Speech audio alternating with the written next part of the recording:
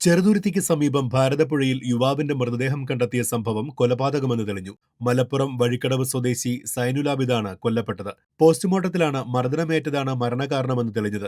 സംഭവത്തിൽ 4 പേരെ കോയമ്പത്തൂരിൽ നിന്ന് പോലീസ് കസ്റ്റഡിയിലെടുത്തു. സാമ്പത്തിക തർക്കം മൂലമുള്ള വൈരാഗ്യമാണ് കൊലപാതകത്തിലേക്ക് നയിച്ചത് എന്നാണ് വിവരം. ഭാരതപ്പുഴയിൽ ചെറുതുരുത്തി പള്ളം ശ്മശാനം കടവ് ഭാഗത്തു നിന്നാണ് യുവാവിന്റെ മൃതദേഹം കണ്ടെത്തിയത്. തൃശൂരിൽ വീട് കുത്തിത്തുറന്ന് വൻ കവർച്ച. അലമാരയിൽ സൂക്ഷിച്ചിരുന്ന 30 പവൻ സ്വർണം നഷ്ടപ്പെട്ടു. കുന്നംകുളം തൃശൂർ റോഡിൽ വാട്ടർ അതോറിറ്റി ഓഫീസിന് സമീപത്തുള്ള റിട്ടയർഡ് സർവേ സൂപ്രണ്ട് ചന്ദ്രന്റെ വീട്ടിലാണ് മോഷണം നടന്നത്. കഴിഞ്ഞ ദിവസമായിരുന്നു സംഭവം. വീട്ടിലെ താഴത്തെ നിലയിൽ സൂക്ഷിച്ചിരുന്ന സ്വർണമാണ് മോഷണം പോയത്. സംഭവ സമയം അദ്ദേഹത്തിന്റെ ഭാര്യ മാത്രമാണ് വീട്ടിലുണ്ടായിരുന്നത്. ഇവർ താഴത്തെ മറ്റൊരു മുറിയിലുണ്ടായിരുന്നെങ്കിലും കവർച്ച നടന്നത് അറിഞ്ഞിരുന്നില്ല. ബന്ധുവിന്റെ വീട്ടിൽ പോയ മകൻ രാവിലെ വീട്ടിൽ തിരിച്ചെത്തിയപ്പോഴാണ് മോഷണ വിവരം അറിയുന്നത്. താഴത്തെ മുറികളിലെ അലമാരകളും മുകളിലത്തെ മുറികളിലെ അലമാരകളും കുത്തിപ്പൊളിച്ച നിലയിലായിരുന്നു. വീട്ടുകാർ വിവരമറിയിച്ചതിനെ തുടർന്ന് കുന്നംകുളം പോലീസ് സംഭവസ്ഥലത്തെത്തി പരിശോധന നടത്തി. സംഭവത്തിൽ അന്വേഷണം പുരോഗമിക്കുകയാണ്. തൃത്തല്ലൂർ കിഴക്കൻ മേഖലയിൽ കാട്ടുപന്നി ശല്യം രൂക്ഷമാകുന്നു.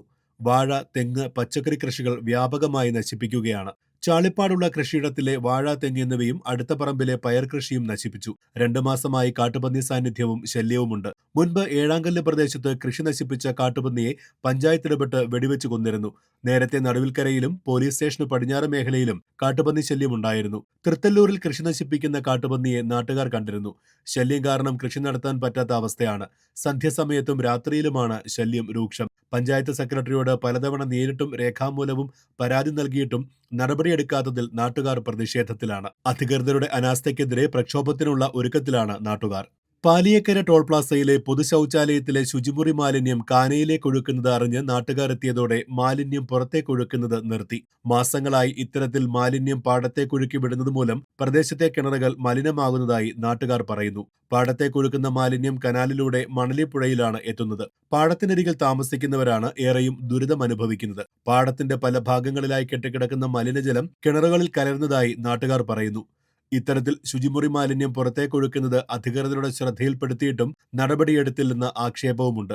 നെന്മണിക്കര പഞ്ചായത്ത് അംഗത്തിന്റെ നേതൃത്വത്തിൽ പ്രദേശവാസികൾ സ്ഥലത്തെത്തി ടോൾ കമ്പനിക്കെതിരെ നടപടിയെടുക്കണമെന്നാവശ്യപ്പെട്ടു. ജനങ്ങളെ ദ്രോഹിക്കുന്ന ടോൾ അധികൃതരുടെ നിലപാടിനെതിരെ നടപടിയെടുക്കണമെന്ന് നിരവധി തവണ ആവശ്യപ്പെട്ടിട്ടും ആരും ചെവിക്കൊള്ളുന്നില്ലെന്ന് പഞ്ചായത്ത് അംഗവും നാട്ടുകാരും പറയുന്നു.